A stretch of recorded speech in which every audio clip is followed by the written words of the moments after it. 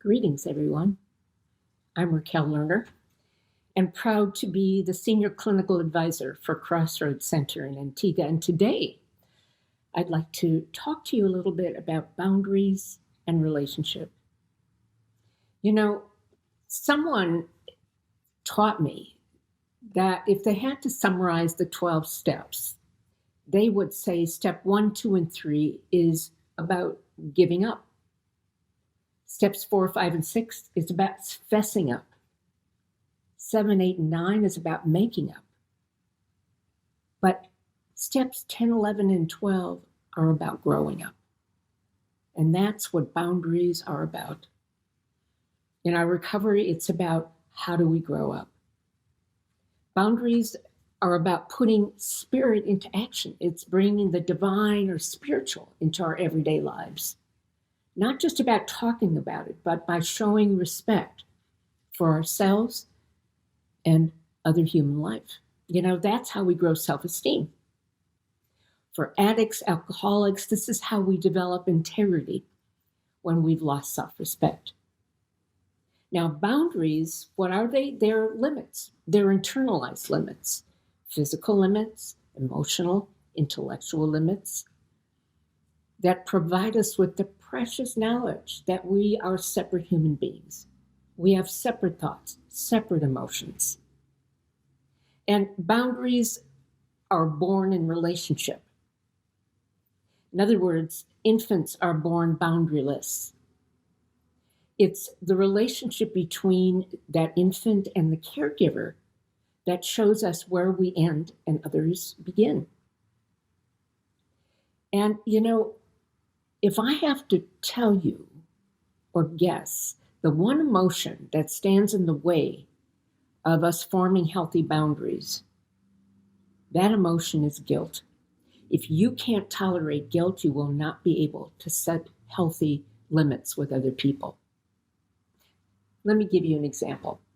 If after this lecture or this talk, if you decided to change your boundaries in one of your relationships, if you went out to talk to a friend or your partner and tell them what you're not willing to do anymore, and you're expecting them to say, "Isn't that wonderful? Isn't that wonderful you're saying no to me? Isn't that great that you're not going to do what I want you to do?" Well, that's not going to happen, is it? People try to make us feel as if we're doing something wrong when we try to set limits. So I want to give you an affirmation. I'm going to repeat it twice if you'd like to repeat it after me. And the affirmation goes like this: it's a loving thing to do to set my boundaries. It's a statement about my dignity and the dignity I have for others. It's a loving thing to do to set my boundaries. It's a statement about my dignity and the dignity I have for others. And boundaries and setting limits are counterintuitive because it doesn't feel loving, does it, sometimes? The truth is that we don't change our boundaries unless we're in some kind of crisis. Addicts hitting bottom, relationship crisis, loss of jobs. Boundaries aren't changed over a cup of coffee casually in the morning. During crisis, we finally realize that we cannot continue to behave in the world the way they're behaving because it's eroding our soul. And I want to say that there are two ways we destroy boundaries. One is by intrusion, and the other is by distancing. Intrusion can be physical abuse, emotional abuse. It can be nagging, badgering.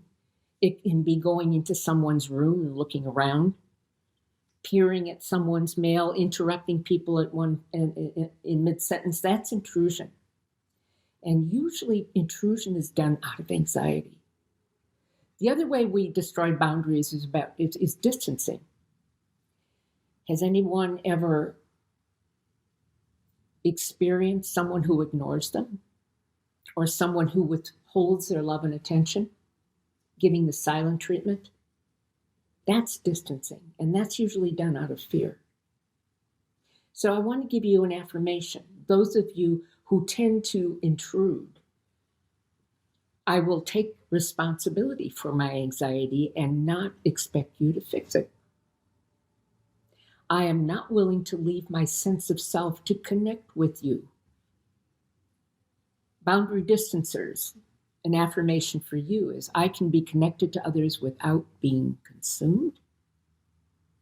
And for boundary distancers, I will say when I'm leaving, and I'll say when I'm returning.